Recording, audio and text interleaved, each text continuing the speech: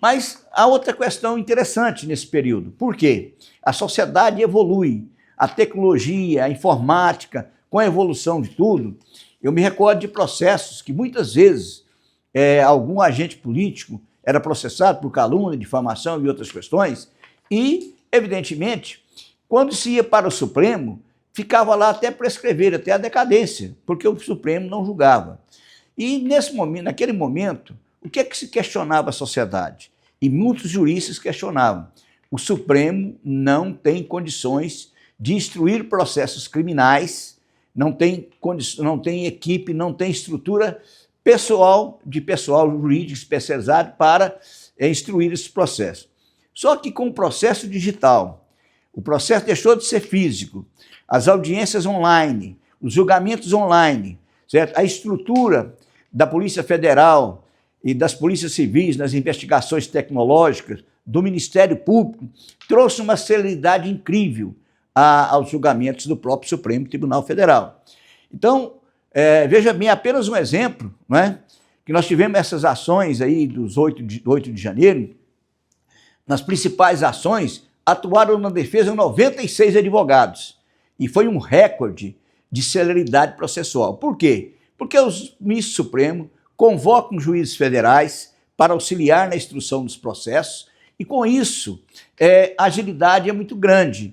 Então, o foro privilegiado, nos momentos atuais, também não é mais um privilégio. Por quê? Porque, como os tribunais superiores, com a tecnologia, com o processo digital, julgam e os processos têm uma celeridade muito elevada, corre o risco do cidadão não ter foro privilegiado coisa nenhuma. Por quê? Porque ele acaba sendo julgado em primeira e única instância. Então, julgado em primeira e única instância, ele vai recorrer para quem? Quem vai ser julgado pelo Supremo Tribunal Federal não tem mais a quem recorrer. É um julgamento único, não tem instância.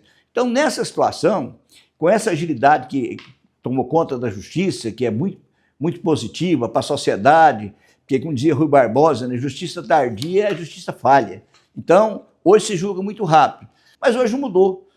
Por quê? Porque hoje o Supremo tem muitos processos de competência originária. O que é a competência originária? Que começa pelo Supremo, não é?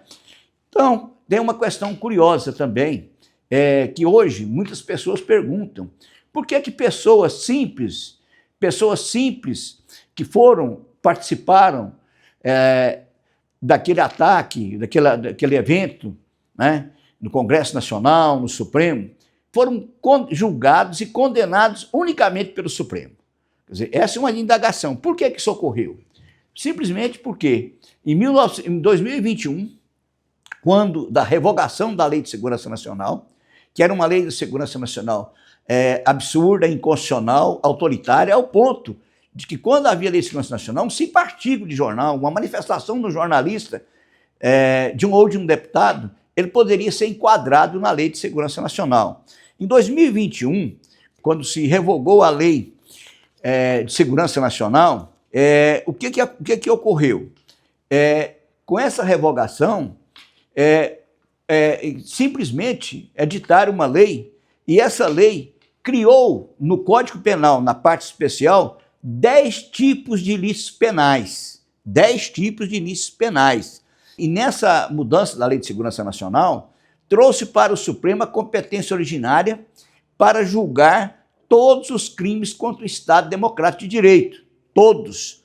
Né? Desde as autoridades de foro privilegiado, ministros, deputados, certo? Autoridades, ex-presidentes, as pessoas que participassem. Né? Então, houve uma mudança substancial, que já nós queremos dizer em termos de foro privilegiado, porque foi essa competência originária. As pessoas muitas vezes não entendem porque tem muita gente preso, julgado em primeira instância e não tem a quem recorrer. Primeira e única instância pelo Supremo Tribunal Federal. Então, é importante lembrar que hoje, nessa pauta que se está discutindo, o foro privilegiado, a acabar, ele só resolverá para os deputados, parlamentares, aqueles que têm processo, porque voltarão para a primeira instância, para começar tudo de novo. Mas aqueles que foram condenados, ou que estão em via de ser condenados, pelos atos contra o Estado Democrático de Direito, a única situação de resolver é a anistia ampla, geral e restrita. Por quê? Se questiona hoje na sociedade as penas elevadas de pessoas simples, humildes, que foram manipuladas e participaram dos famosos quebras-quebras aí, que está se discutindo no Supremo, no Congresso, não é? Eles acabaram sendo penalizados com penas altíssimas, correto? Por quê? De uma lei que existe desde 2021, que estabeleceu 10 novos tipos de delitos penais para quem agredir o Estado Democrático de Direito. Então, essa pauta ela é muito complicada, mas importante é lembrar o seguinte, que hoje, no nosso entendimento jurídico, foro privilegiado não é privilégio para ninguém, pelo contrário, porque tem que ser analisado para saber se o foro privilegiado ele é realmente privilégio, tem que saber a condição da autoridade que está sendo processada e o momento do processo, correto? Porque, dependendo, esse foro privilegiado já não vira mais tão privilegiado assim, porque ele será julgado talvez por uma única instância e sem direito a recorrer para uma segunda.